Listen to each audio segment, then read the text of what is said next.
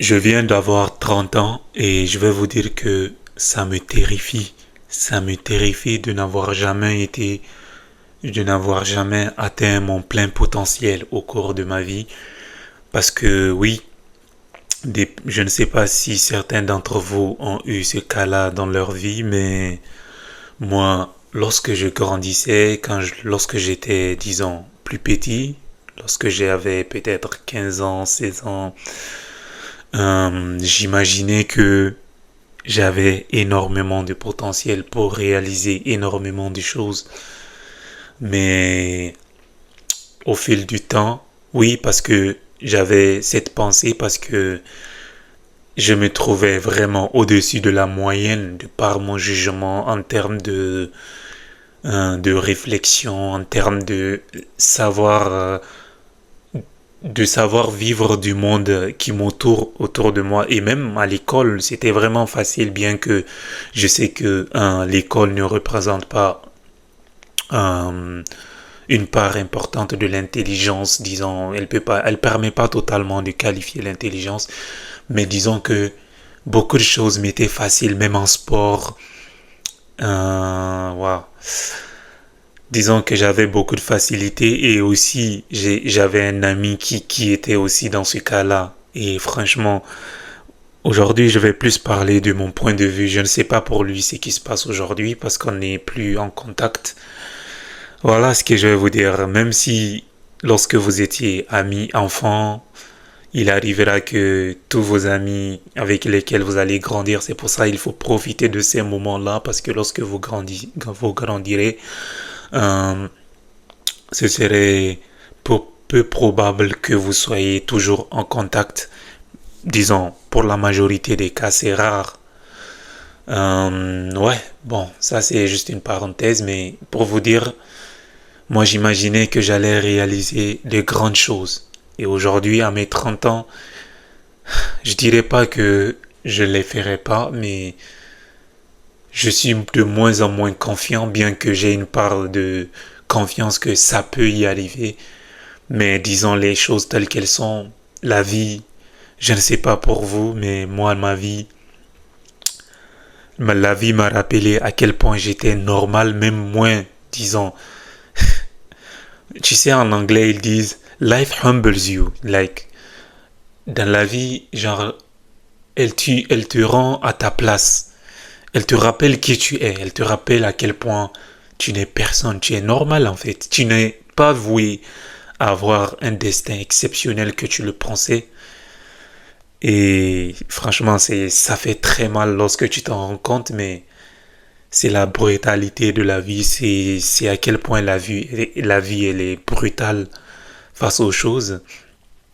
Et tu ne peux pas y échapper. Pour certains, bien sûr, il y a des légendes, mais c'est une légende tous les 1 million, même peut-être 2 millions, ou même peut-être sur 1 milliard, les légendes comme, ouais, les gens qui changent les histoires des peuples, les gens qui font des grandes choses au cours de leur vie, il y en a vraiment un sur une génération, même peut-être même pas sur 1 milliard de personnes, c'est sur une génération, donc c'est vraiment rare. Et quand tu aspires à être une de ces personnes-là, et que la vie te rappelle à quel point tu n'es qu'une personne normale comme une, un grain de sable sur une grande plage remplie de sable, de dizaines, de centaines, de tonnes, de milliards de sable, ça te remet à ta place et ça fait vraiment très mal.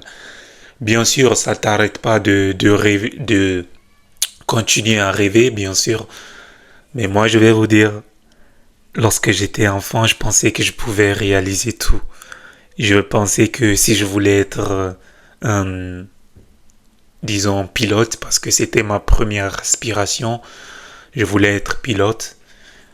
Mais les événements de la vie ont fait que je n'ai jamais même pensé à aller dans cette direction-là. Je voulais être footballeur. Je me suis rendu compte que euh, oui, je pouvais l'être dans d'autres circonstances, mais mon corps ne me le permettait pas.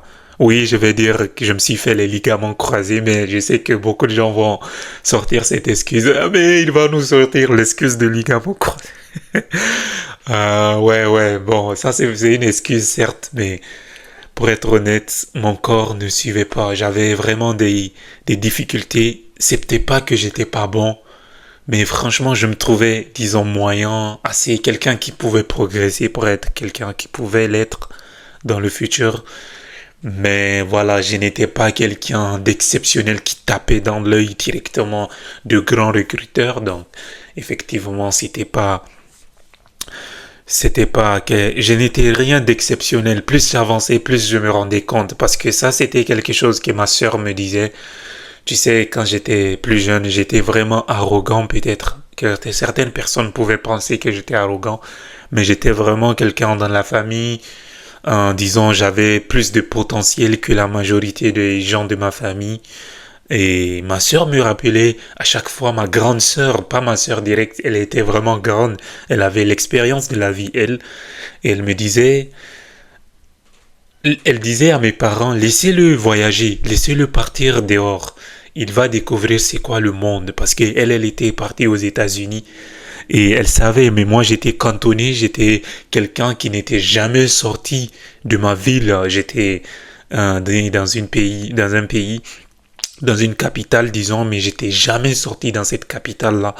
À chaque fois, moi je pensais que, voilà, c'est pour ça il faut voyager. Il faut voyager pour découvrir le monde. Elle qui avait cette expérience-là m'avait dit, laissez-le voyager. Il va découvrir à quel point il est petit dans ce monde et que il n'est rien d'exceptionnel dans ce monde. Elle disait ça à mes parents, mais moi je la regardais avec mon side-eye et je la disais que voilà, c'est des jaloux, des choses comme ça dans ma tête. Mais la vie, lorsque j'ai voyagé, je me suis rendu compte qu'il y avait des gens. Je rencontrais des gens exceptionnels en termes d'intelligence, mais qui étaient encore...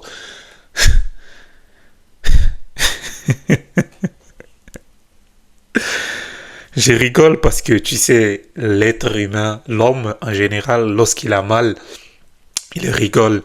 Vous voyez, il y a beaucoup d'images, tu peux voir. Même les entraîneurs, lorsqu'on les bat beaucoup de scores, vous allez les voir en train de rigoler. Je rigole par rapport à ça tellement ça me rappelle à quel point ça m'a fait tellement mal que je rigolais en fait lorsque j'ai voyagé. Parce que c'est le voyage qui va te faire découvrir des individus vraiment exceptionnels. C'est le voyage qui va te faire ouvrir la tête à quel point tu étais petit dans ce monde. Et pour mon cas, c'était ça. Et ça m'a fait mal en découvrant ça, non seulement au niveau de tout, dans les relations amoureuses, dans ma vie scolaire, bien que j'essayais pas, pour être honnête, je suis pas quelqu'un qui est très studieux. La majorité de mes réussites scolaires, j'ai dédouané ça plus à mes parents, pour être honnête, parce que à chaque fois, ma mère savait quoi faire pour me motiver. Elle fallait me dire, oui, je vais t'acheter la nouvelle console en marque, c'est-à-dire les PS2, un nouveau téléphone. Et j'avais grandi dans les années, disons, du début des téléphones. Et à chaque fois, je venais dans une famille vraiment relativement très pauvre. Pour certains, je dirais que je suis dans la classe moyenne du pays dans lequel je venais.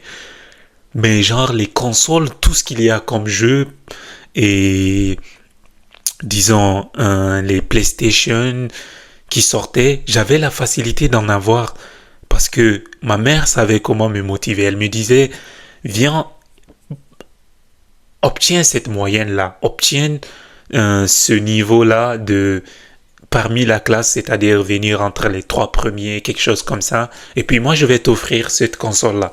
Elle faisait ça et puis à chaque fois qu'elle me disait ça, moi, je lui apportais des résultats. Et puis, elle m'achetait les consoles. J'avais les consoles. Même après mon CFEPD, mon brevet. C'est genre la première étape pour entrer au collège. C'est vraiment le basique. Moi, j'avais déjà un téléphone alors que aucun de mes amis en avait. J'avais un téléphone pliable, je me rappelle à cette époque-là. Euh, ouais, c'était vraiment j'avais cette facilité-là Mais j'étais jamais motivé pour apprendre quelque chose, pour être parmi les trois premiers. J'avais jamais cette motivation. Mais en voyageant aussi, j'avais la réussite scolaire, mais j'essayais pas tant que ça. Mais j'ai découvert qu'il y avait vraiment des individus intelligents. Eux aussi, mais je vais être honnête, sur tous les plans de la vie, j'en ai rencontré plusieurs types d'individus dans leur domaine qui me surclassaient. Et la vie m'a rappelé à quel point je n'étais rien. Et ça m'a vraiment fait mal. Mais ça, c'est juste une étape. Mais je sais que malgré ça, j'avais vraiment un potentiel que j'ai jamais atteint. Et c'est ce point-là que j'aimerais vous mettre en lumière. Parce que j'estimais que je trouve que malgré que j'ai découvert à quel point le monde qui m'entourait est regorgé de personnes intelligentes, j'ai trouvé mes capacités vraiment aussi au-dessus de la moyenne, pour être honnête, parce que j'avais cette capacité à me rendre compte de ce qui m'entourait, de même en termes d'apprentissage, c'était vraiment facile pour moi, mais j'essayais pas. J'avais très peu de motivation parce que je ne sais pas vers quoi y aller. Pourquoi je réussirais pour aller où? Parce que tout le temps on me disait, tu réussis, tu allais avoir un job. Ok, je disais, ouais, ça c'est la sécurité de base. Donc je vais essayer de faire voilà, ce qu'il faut pour que, voilà, je puisse avoir au moins de quoi réussir un peu, avoir ce diplôme-là, la licence, le master, quoi. Bref, je faisais ça, mais moi, j'aspirais vraiment à être une légende, quelqu'un qui va changer énormément de choses dans ce monde. Et à mes 30 ans aujourd'hui, je me rends compte que je ne sais pas si je ne vais pas me bloquer ma pensée en disant je ne vais pas y arriver. Pour moi, j'ai toujours cette pensée que je vais y arriver, mais voilà. C'était ça en gros ce que je voulais vous partager. Et j'aimerais vous dire que si jamais vous étiez à ma place, c'est que oui,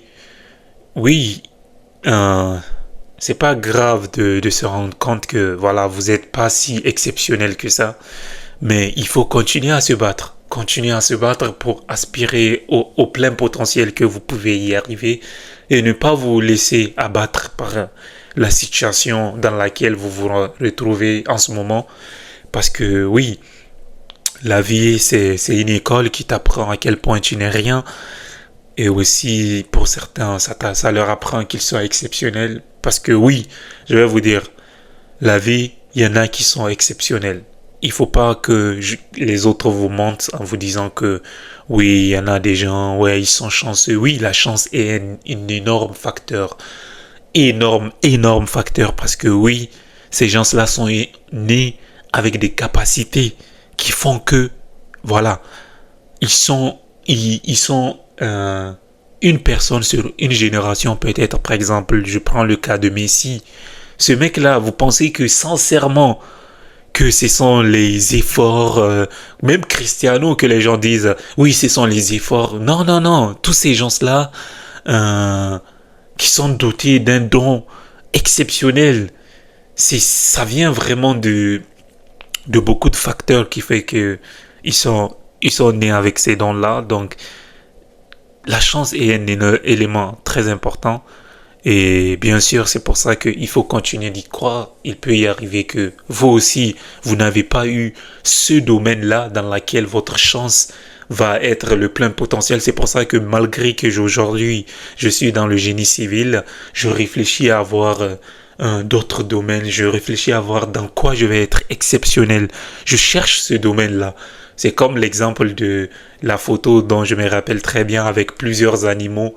On leur demande de soulever un poids, disons un poids de 10 kilos d'haltère. Et il y avait le poisson, il y avait la baleine, il y avait plusieurs animaux qui n'avaient rien à voir avec les haltères, qui ne pouvaient pas être jugés sur ça. Et, donc, voilà, ils ne pouvaient pas être jugés sur ça pour dire qu'ils sont exceptionnels, par exemple. Donc, ouais, tu ne peux pas juger un poisson. Il y avait une phrase, une citation célèbre à sa capacité à voler, par exemple. Tu ne peux pas juger un poisson à sa capacité à voler, quelque chose comme ça. Mais dans le domaine de la nage, je ne pense pas qu'un oiseau puisse se frotter à un poisson. Donc, il faut continuer à chercher malgré que vous soyez dans un domaine spécifique, vous maîtrisez, disons, ce domaine-là. Il se peut que ce soit même pas ce domaine-là qui soit votre meilleur atout et là où vous serez les meilleurs. Donc, essayez de chercher malgré que vous faites votre travail et vous payez vos factures comme tout être humain. Essayez de trouver ce domaine-là où vous serez exceptionnel. Bien sûr, c'est dur. Moi, je suis dans la recherche de ça. Mais je ne vais pas laisser tomber parce que mes objectifs sont, sont beaucoup trop grands pour que j'arrête dans ce domaine-là parce que ce domaine-là va plus me ralentir que voilà l'objectif auquel j'aspire. Merci à tous ceux qui me sont restés jusqu'à la fin de cette vidéo et prenez soin de vous les gars. Je vous revois à très bientôt. Peace.